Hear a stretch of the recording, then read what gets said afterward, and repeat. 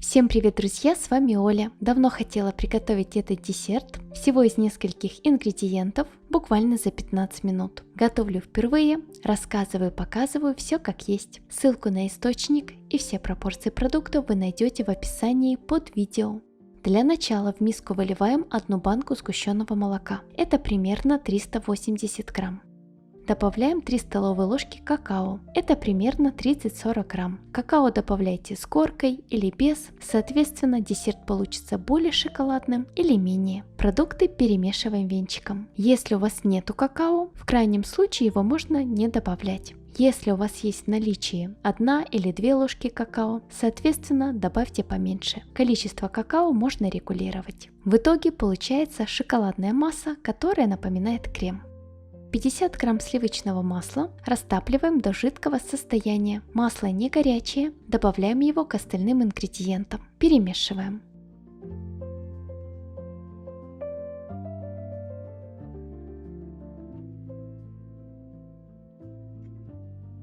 Печенье в пределах 350-400 грамм измельчаем в мелкую крошку.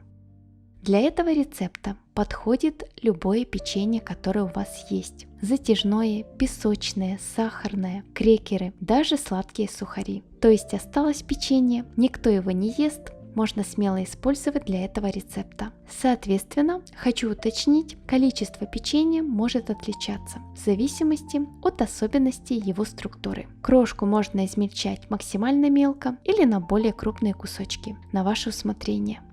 Добавляем крошку в 2 этапа, чтобы было удобно вымешать продукты, а также регулировать количество печенья. Поначалу вымешиваем массу ложкой или лопаткой, а затем уже вымешиваем руками, чтобы продукты хорошо объединились. Я добавила 400 грамм сахарного печенья. В итоге получилась средняя по консистенции пластичная шоколадная масса, которая не прилипает к рукам и легко собирается в комок. Вы можете сделать шоколадную массу более мягкой, добавить чуть меньше печенья или оставить такую, как у меня.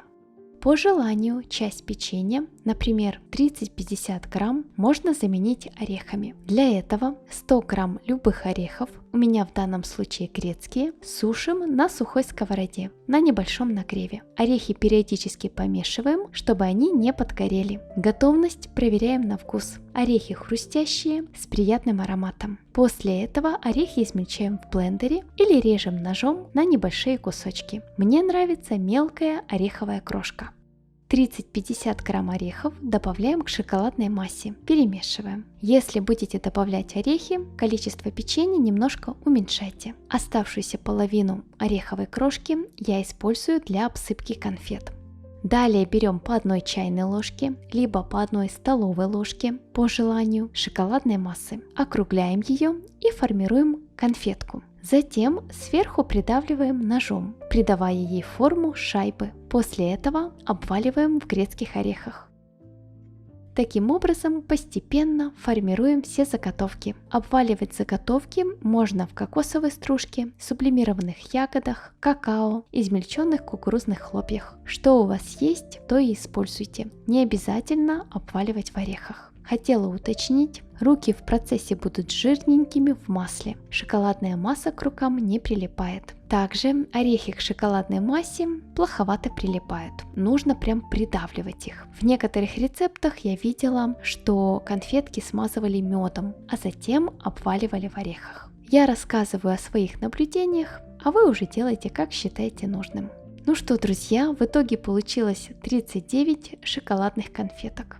Сразу же их пробуем. Я вас ничем не удивлю, по вкусу это десерт сладкая картошка. Получилось неплохо, многим такой десерт понравится. Орехи улучшают вкус и делают десерт более богатым. Храним шоколадную картошку в холодильнике. Удобно, что этот десерт порционный, и в таком виде его можно заморозить, а затем доставать по несколько конфеток, дать им полчасика отойти при комнатной температуре и наслаждаться с чаем. Также этот десерт особенно понравится готовить детям. Получается много заготовок, которые можно обваливать в разных наполнителях. В общем, рецепт неплохой. Если понравился, пробуйте. Как всегда, прошу, поддержите мое видео лайком и подпиской. Жду ваши отзывы в комментариях. Всем желаю мирного неба над головой. До новых встреч, мои дорогие. Пока-пока.